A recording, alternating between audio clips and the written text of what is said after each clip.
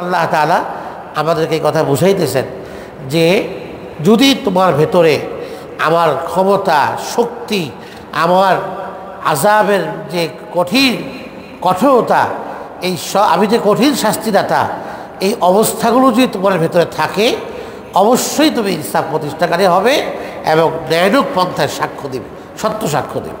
আর যদি তোমার ভেতরে না থাকে এই অবস্থা, তাহলে তোমার দ্বারা এর বিপরীত কাজ হবে। তো আল্লাহ পাক আমাদেরকে সাবধানও করলেন, সতর্ক করলেন যে আমি কিন্তু সব দেখি, সব জানি, শাস্তিও আছে ব্যত্যয় ঘটলে, ব্যত্যয় যেন না ঘটে। ইনসাফ প্রতিষ্ঠা করতে সক্ষম হলে প্রতিষ্ঠাকারী হয়ে যাও সব জায়গাতে। আর বিচারের ক্ষেত্রেও তোমার কাছে বিচার আসছে, তুমি বিচার করে দিতেছ, সেখানে তুমি ইনসাফকে খেয়াল রাখবো, কারো যেন পক্ষপাতমূলক না হয়, কেউ একটু মজলুম না হয়, কাউকে দোষী সাব্যস্ত করা না হয়, দোষী না হয়ে যেন সে দোষী না হয়, সে দোষী না, নির্দোষ মানুষ যেন দোষী না হয়। সাবধান, ইনসাফ প্রতিষ্ঠা করো এবং সত্য সাক্ষ্য দাও। এই দুটার দ্বারা সমাজে, রাষ্ট্রে, পরিবারে নিরাপত্তা সাধিত হবে, আমান আসবে, নিরাপত্তা আসবে।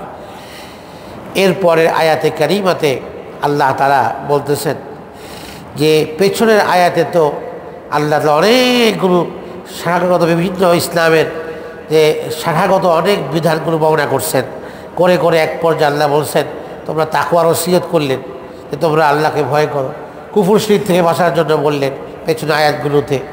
এরপরে আখিরাতে সওয়াব অর্জনের জন্য উদ্বুদ্ধ করলেন, শুধু দুনিয়ায় দেখো না, আখিরাতে সওয়াবও কিছু অর্জন করার চেষ্টা করো। এরপরে এই আয়াতে বললেন তোমরা ইনসাফ করো, আল্লাহর জন্য সাক্ষী দাতা হয়ে যাও।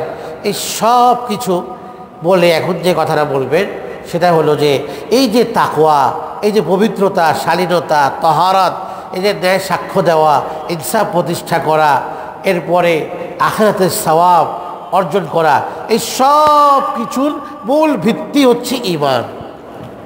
মূল ভিত্তি হচ্ছে ঈমান। ঈমান যদি না থাকে আপনি মুত্তাকি হয়ে লাভ নেই, পবিত্র হয়ে লাভ নেই, ন্যায় সাক্ষী দিলেও লাভ নেই। ঈমান যদি না থাকে, ঈমান হচ্ছে ভিত্তি। ঈমানের 5টি রকমের কথা আল্লাহ তাআলা এই আয়াতে বলছেন। ইয়া আইয়ুহাল্লাযীনা আমানু, হে ঈমানদারগণ, আমিনু বিল্লাহি ওয়া রাসূলিহি, তোমরা আল্লাহ এবং তার রাসূলের প্রতি ঈমান আনো। আল্লাহ এবং তার রাসূলের প্রতি ঈমান আনো। তো ঈমানদারদেরকে আল্লাহ কি বলতেছেন? আবার ঈমান আনতে বলতেছেন। এর অর্থ কি? এর অর্থ হলো ঈমানকে প্রকাশ করো, এক অর্থ। আরেক অর্থ হলো যে অন্তরকে ঈমানদার বানাও। অন্তরে বিশ্বাস আছে কিন্তু আবার ঈমান বিরোধী কাজও করো না, অন্তর যেন ঈমানের অনুগামী হয়ে ঈমানের নূর ছড়ায় অন্তরের মধ্যে, এর এক অর্থ। আরেক অর্থ হলো বাহ্যিক অঙ্গ প্রত্যঙ্গ দিয়ে ঈমানের দাবিকে পূরণ করো। আমিনু বিল্লাহ ওয়া রাসূলিহি, মানে আমিনু বিল্লাহ, ঈমানদার আল্লাহর প্রতি ঈমান আনো, মানে বাহ্যিক অঙ্গ প্রত্যঙ্গ দিয়ে আল্লাহর আনুগত্য করো। কি আল্লাহর আনুগত্য করো? মানে কোরআন মানো। আর রাসূলের আনুগত্য করো মানে নবী সুন্নাহকে ফলো করো, সুন্নাতকে মানো। এরপর আল্লাহ বলতেছেন ওয়াল কিতাবিল্লাযী নাযালা আলা রাসূলিহি, ওই কিতাবের উপর ঈমান আনো যে কিতাব তার রাসূলের প্রতি নাযিল করেছেন, মানে কোরআন মাজিদ। ওয়াল কিতাবিল্লাযী আনজালা মিন ক্বাবলু, কোরআনের পূর্বে যত কিতাব, আসমানি কিতাব, সহিফা আল্লাহ পাক নাযিল করেছেন, তাওরাত, জাবুর শরীফ, ইনজিল শরীফ, এই পিছনের সমস্ত আসমানি কিতাবের উপর ঈমান রাখো, যেগুলো আল্লাহর পক্ষ থেকে আসমানি কিতাব। হ্যাঁ, ওই কিতাবের বিধান তো আমাদের জন্য নাই, কোরআন আসার পরে তো আগের বিধান সব ব্যান্ড হয়ে গেছে। ইজমালিভাবে যে এগুলো আল্লাহর কিতাব, আল্লাহর তরফ থেকে নাজিল হয়েছে, এই বিশ্বাসটা অন্তরে রাখো। আর কোরআনে কারিমের ব্যাপারে ঈমান রাখতে হবে, এটা আল্লাহর পক্ষ থেকে সর্বশেষ কিতাব। আর এই কিতাবের যত বিধান আছে আমি সমস্ত বিধানগুলোকে বিশ্বাস করি এবং মনে প্রাণে মেনে নিলাম, এর নাম হচ্ছে ঈমান।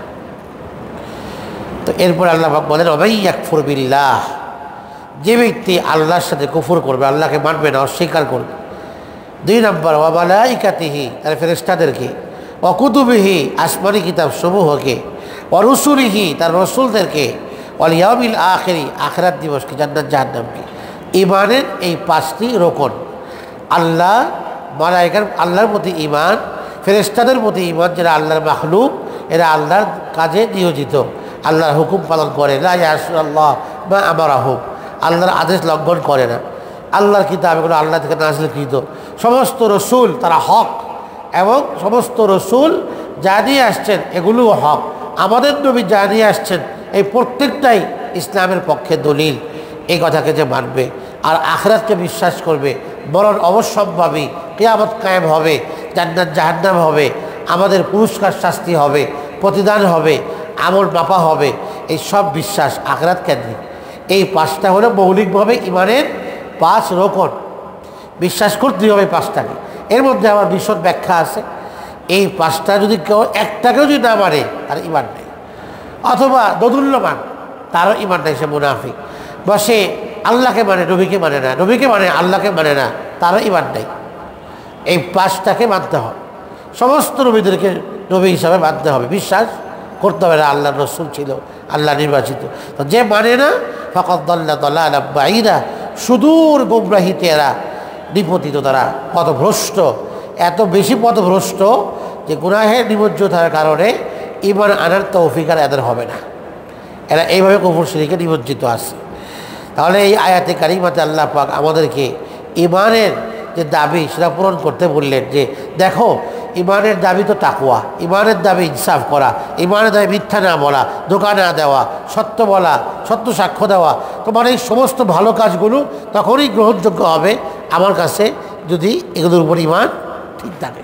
ঈমান নেই, তোমার ভালো কাজের কোনো দাম আমার কাছে নাই। ঈমান হচ্ছে শর্ত, গাছের শেকড়, শেকড় নেই, ডালপালা দিয়ে কী হবে? কোনো অস্তিত্ব থাকবে না। ঈমান হচ্ছে শেকড়, শেকড় কেটে ফেললেন, উপরে ডালপালা থাকবে? এমনি নষ্ট হয়ে যাবে। তো ঈমান যদি ঠিক থাকে, সতেজ থাকে, আমলও সতেজ থাকবে। ডালপালাগুলো, গাছের শেকড় আছে, ডালপালা সুন্দর। ঈমান হচ্ছে শেকড়, গাছের গোড়া।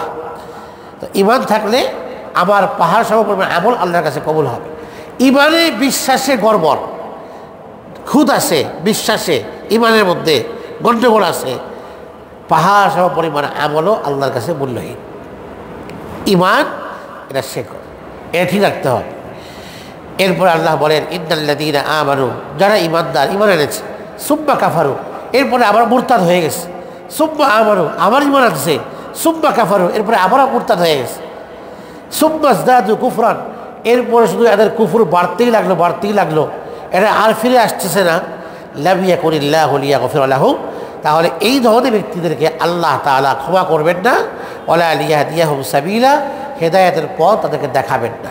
তাহলে আল্লাহ এদেরকে হেদায়েতের পথ দেখাবেন না, ক্ষমা করবেন না। এর অর্থ কী? এর অর্থ হলো মানুষ যখন কুফরিতে এত বেশি আক্রান্ত এবং নিমজ্জিত হয়, হেদায়েত লাভের তৌফিক নষ্ট হয়ে যায়, সলভ হয়ে যায়, তখন আর সে চাইলেও হেদায়েতের পথে আসতে পারে না। এই কথাই আল্লাহ বলছেন যে তাকে আল্লাহ হেদায়েতের পথ আর দেখাবেন না।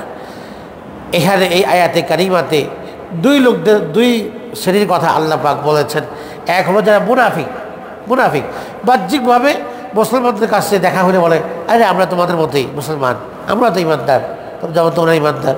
আবার যখন গোপনে চলে যায়, ওখানে গিয়ে আবার নেফাক প্রকাশ করে, ভিতরে কুফর না, আমরা আসলে বলছি আর কি বলার দরকার সাথে থাকার জন্য, আমরা তো তোমাদের সাথে আসি, আমরা কাফেরি, আমরা মুমিন না।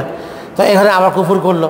আবার যখন কখনো দেখা হয় মুমিনের সাথে, বলে আরে আমি তো ইমানদার তোমার মধ্যেই। এরপরে আবার যখন কাফেরদের সাথে গিয়ে মিলে কয় না আমরা তো কাফেরি, এটা বলার জন্য বলি। তো এইভাবে যখন মুনাফিকরা চলে, তো এদের এই কুফরকে আল্লাহ পাক প্রকারান্ত করে শাস্তি স্বরূপ বাড়াই দিয়ে থাকেন, আর হেদায়েত লাভের তৌফিক এদের হয় না। এই হলো এক শ্রেণীর কথা আল্লাহ আয়াতে বলছেন। আরেক শ্রেণী হলো যে মুনাফিক না, সে কাফির ছিল, ইমানদার, ইমান আনছে, আনার পরে কোনো কারণে আবার সে ইসলামের পথ থেকে বের হয়ে গেছে।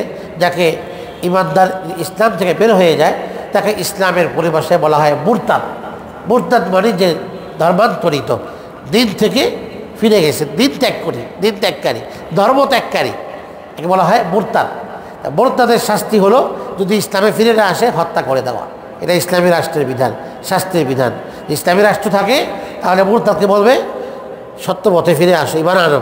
সে যে না আমি ইমান আনবো না, এ হত্যা করার বিধান আছে। তো সেই মুরতাদ হলো, আবার তাকে আল্লাহ হেদায়েত দিয়েছে, আবার আসছে হেদায়েতের পথে, ইমান দিয়ে আসলো, এরপরে আবার কোনো কারণে আবার মুরতাদ হয়ে গেছে।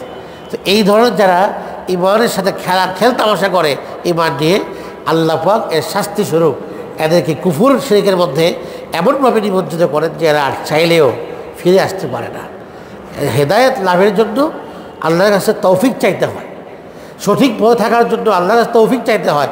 সে তো বারবার আল্লাহর পথ থেকে দূরে সরে যাচ্ছে, তো যে দূরে সরে যায়, দুনিয়া পরীক্ষার জায়গা, তাকে আল্লাহ জোর জবরদস্তি করবেন না। কোরআন শরীফে আসছে যে আমি যদি চাই পৃথিবীর সব মানুষকে তো আমি ঈমান আনাতে বাধ্য করতে পারি, আমার তো সেই ক্ষমতা আছে আল্লাহর। কিন্তু যেহেতু দুনিয়া ইমতিহান পরীক্ষার স্থল, এখানে তো সত্য মিথ্যা সব কিছু জানিয়ে দেওয়ার পরে হক বাতিল, ন্যায় অন্যায়, জান্নাত জাহান্নাম সব কিছুই তো আল্লাহ পাক নবী রাসূল কিতাবের দ্বারা জানিয়ে দিয়ে দিয়েছেন। এখন যদি কেউ ইচ্ছা করে খারাপ পথে যায়, এর দায়ভার তো তার ঘাড়েই বর্তাবে। বাবা বলল এই পথে যাও, বাজারে এই পথটা নিরাপদ, এই পথে গেলে শত্রু তোমাকে অ্যাটাক করতে পারে। এখন সন্তান যদি হেদায়েত পাওয়ার পরে নিরাপদ পথে না গিয়ে ওই শত্রু কবলিত পথে গিয়ে বাজারে যায় আর শত্রুর দ্বারা তার আক্রান্ত হয়, সে আইসা বাবাকে বলতে পারবে না যে বাবা তোমার কারণে আমি ছিনতাইকারীর কবলে পড়ছি, এই কথা বলতে পারে। বাবা তাকে হেদায়েত দিয়ে দিচ্ছে, এই পথ ভালো না এই পথ ভালো, তো আল্লাহ পাক আমাদেরকে পথ দিয়ে দিয়েছেন। এখন আমি যদি ইচ্ছাকৃত শয়তানের পথে চলি, তাহলে এর দায়ভারটা আমার ঘাড়ে বর্তাবে। এই দায়ভারটা আল্লাহর ঘাড়ে, যে আল্লাহ তো আমাকে দিচ্ছেন ওই পথে, আমি কেমনে চলি, এই কথা বলার সুযোগ নেই। আর সব কিছুতেই আল্লাহ পাক আমাদেরকে, দুনিয়াটাই পুরো পরীক্ষার জায়গা, পরীক্ষার স্থল। এখানে আল্লাহ পাক আমাদেরকে পরীক্ষা করবেন। এই জন্য আল্লাহ কাউকে জোর করে ইমানদার বানাবেন না। হ্যাঁ, ইমান যাকে আল্লাহ একবার দিয়েছেন, তার উচিত এই ইমানের উপরে অটল অবিচল থাকার জন্য আল্লাহর কাছে তৌফিক কামনা করা। যে আল্লাহ যেমন কোরআনে কারিমের সূরা আলে ইমরানের মধ্যে আল্লাহ বলছেন না এই কথা, যে রব্বানা লা তুযিগ কুলুবানা, হে আমাদের পরওয়ারদিগার, আমাদের অন্তরটাকে আপনি বাঁকা বানিয়ে দিয়েন না।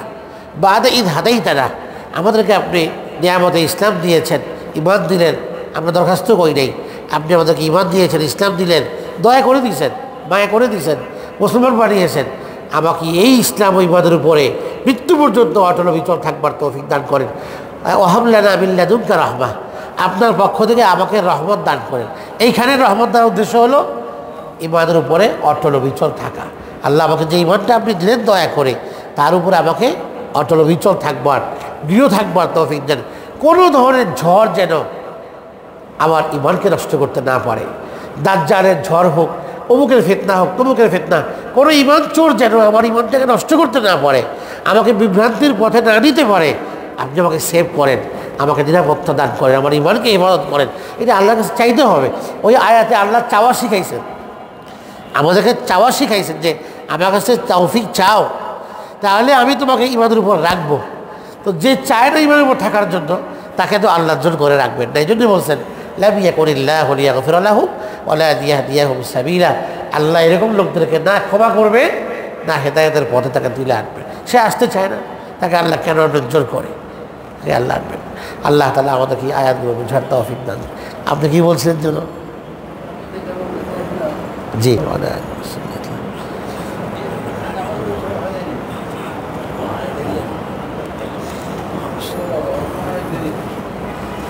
আলহামদুলিল্লাহ রাব্বিল আলামিন, والصلاة والسلام على سيد الأنبياء والمرسلين وعلى آله وصحبه أجمعين. ربنا ظلمنا أنفسنا وإن لم تغفر لنا وترحمنا لنكونن من الخاسرين. ربنا آتنا في الدنيا حسنة وفي الآخرة حسنة وقنا عذاب النار. رب ارحمهما كما ربياني صغيرا.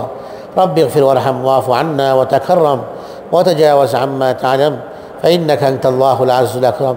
يا الله مولاي كريم, আল্লাহ আপনার নেককার বান্দাদেরকে নিয়ে দীর্ঘক্ষণ মওলাই কারীম প্রায় ঘণ্টাখানেক আল্লাহ কোরআনে কারীমের এই তাফসীরের মজলিসে আমরা বসলাম, কথা শুনলাম। আল্লাহ আপনি আমাদের এই বসা এবং শোনাকে কবুল করে নিন।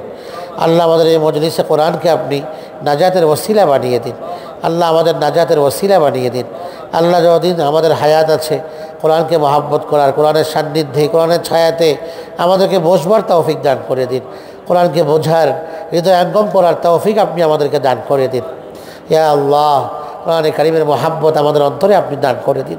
এই কোরআন যেন কিয়ামতের দিন আমাদের পক্ষে সাক্ষ্য দেয় মওলাই কারীম, আমাদের বিপক্ষে সাক্ষ্য না দেয়।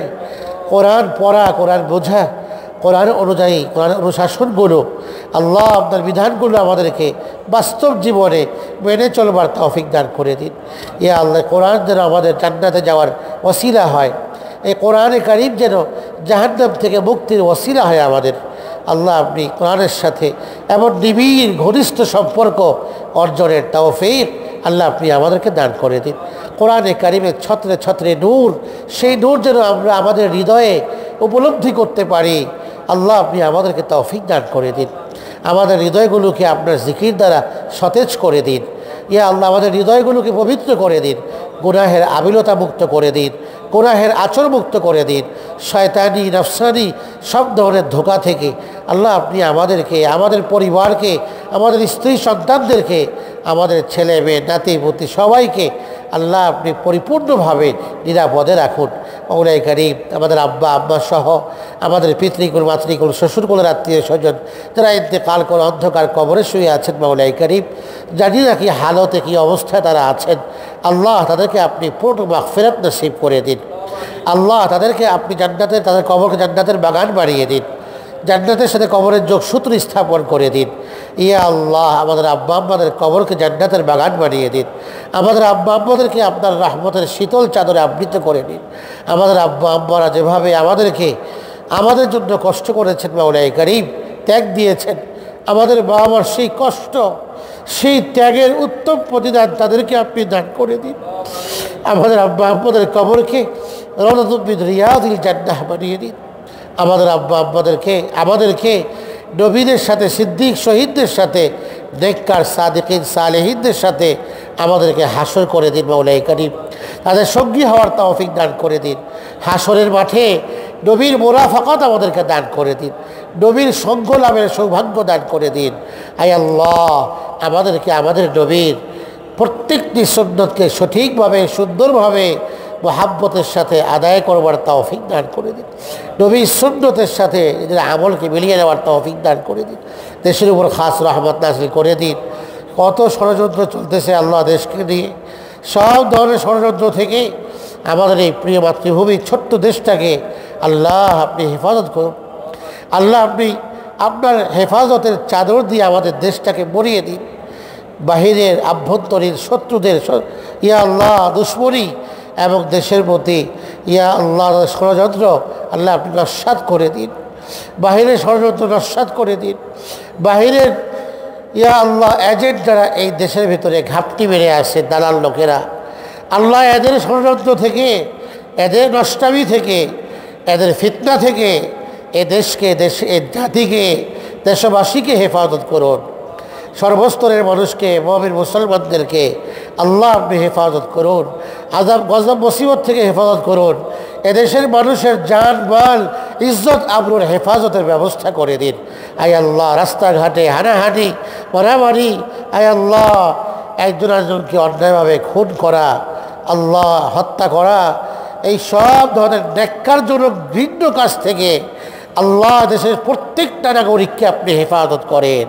আয় আল্লাহ সব ধরনের শত্রুদের থেকে এদেশকে, এদেশের ইঞ্চি ইঞ্চি মাটিকে হেফাজত করেন। এদেশের মুমিন মুসলমানদের ভাগ্য ইসলামের সাথে জড়িত, আল্লাহ ইমানদারদেরকে আপনি হেফাজত করেন, মুসলমানদেরকে হেফাজত করেন, মুসলমানদেরকে হেফাজত করেন। সারা দেশের মানুষকে অন্যায়ভাবে জুলুমের শিকার হওয়া থেকে আল্লাহ আপনি হেফাজত করেন। আয় আল্লাহ আমাদের এই মহল্লার উপর খাস রহমত নাযিল করেন। ব্যবসায়ী ভাইদের ব্যবসার মধ্যে বরকত দান করে দেন। সব ধরনের অনাকাঙ্ক্ষিত পরিস্থিতি থেকে, অ্যাক্সিডেন্ট থেকে, বিপদ মুসিবত থেকে হেফাজত করেন। ব্যবসার মধ্যে হালালভাবে বা হালাল ব্যবসায় বরকত দান করে দিন। আমাদের হালাল রিজিকে বরকত দান করে দিন। আয় আল্লাহ আমাদের মুরব্বীদেরকে নেক হায়াত দান করে দিন। আয় আল্লাহ কত কষ্ট করে যারা আসেন মসজিদে নামাজ পড়ার জন্য, কষ্ট হয়, তারপরেও আপনার ঘরে আসেন, হাজিরা দেন, উপস্থিত হয়ে জামাতের সাথে নামাজটা পড়েন। আল্লাহ এদের উসিলায় আপনি আমাদেরকে মাফ করে দিন। আল্লাহ এদের ছায়া, এদেরকে আপনি দীর্ঘ নেক হায়াত সুস্থতার সাথে আপনি দান করে দিন। এদেরকে সুস্থ রাখুন। এদের উসিলায় আপনি আমাদেরকে মাফ করে দিন। আমাদের পরিবার পরিজন, স্ত্রী সন্তানাদিদেরকে আল্লাহ আপনি দ্বীনের পথে পরিচালিত করুন। হক্কানি রব্বানি আল্লাহওয়ালা আলেম মুহাদ্দিস মুফতি দ্বীনের একনিষ্ঠ খাদিম হওয়ার তৌফিক আপনি দান করে দিন। আয় আল্লাহ আমাদেরকে নেককার প্রজন্ম গড়ে যাওয়ার তৌফিক দান করে দিন। আমি মারা যাব, শত শত বছর যেন আমার প্রজন্মের দোয়া আমি পেতে পারি কবরে, সেই তৌফিক, সেই কাজ আমাদেরকে করে যাওয়ার তৌফিক দান করে দিন। আয় আল্লাহ আপনি আমাদের দোয়াগুলো কবুল করে নিন। প্রত্যেকটা জায়গাতে আল্লাহ আমাদেরকে ইনসাফকারী হওয়ার তৌফিক দান করে দিন। সত্য সাক্ষ্য দেওয়ার হিম্মত এবং সাহস আর বরাবর আপনি আমাদেরকে দান করে দিন। আয় আল্লাহ, যারা মজলুম হিসাবে এখনও আছেন, আয় আল্লাহ এদেরকে আপনি দ্রুত মুক্তির ব্যবস্থা করে দিন। ইয়া আল্লাহ, আমাদের সমস্ত দোয়াগুলো আপনি কবুল করে দিন। আমাদের সবাইকে আপনার ঘরে জিয়ারত নসিব করে দিন। মক্কা মদিনায় যাওয়ার সৌভাগ্য দান করে দিন। আয় আল্লাহ, হজ ওমরার তৌফিক দান করে দিন। বেশি বেশি নেক কাজ করার তৌফিক দান করে দিন। বেশি বেশি জিকির করার তৌফিক দান করে দিন। অধিক হারে গুনাহ থেকে বাঁচার তৌফিক দান করে দিন। অভাবীদের অভাব দূর করে দিন। ঋণগ্রস্তদের ঋণ পরিশোধের ব্যবস্থা করে দিন। ব্যবসার মধ্যে বরকত দান করে দিন। নতুন ব্যবসা করার তৌফিক আপনি দান করে দিন। হালালভাবে বরকত দিয়ে ভরে দিন। মাওলাই করিম, আয় আল্লাহ আমাদের সকলের মনের নেক বাসনাগুলো পূরণ করে দিন। আয় আল্লাহ, যারা বিবাহ করতে ইচ্ছুক তাদেরকে নেক পাত্রের ব্যবস্থা করে দিন। পাত্রীদেরকে নেক পাত্রের ব্যবস্থা করে দিন। আয় আল্লাহ, আমাদের সমস্ত দোয়া, আমাদের নেক কামনা বাসনাগুলো আল্লাহ আপনি পূরণ করে দিন। আল্লাহ আপনি আমাদেরকে আপনার অলি বানিয়ে দিন। আমাদেরকে আপনি অলি বানিয়ে দিন। আমাদেরকে গুনাহ থেকে বাঁচার তৌফিক দান করে দিন। আয় আল্লাহ, যারা যে সমস্যাতে আছে সমস্যার দূর করে দিন। আয় আল্লাহ, ঘরের মধ্যে সমস্যা, বাইরে দোকানে সমস্যা, সব সমস্যা দূর করে শান্তি প্রশান্তির জিন্দগি আপনি আমাদেরকে দান করে দিন। ওয়াসাল্লাল্লাহু তাআলা আলা খাইরি খালকিহি মুহাম্মদ ওয়া আলিহি ওয়া সাহবিহি আজমাইন। সুবহানা রাব্বিকা রাব্বিল ইজ্জাতি আম্মা ইয়াসিফুন ওয়া সালামুন আলাল মুরসালিন। আলহামদুলিল্লাহি রাব্বিল আলামিন।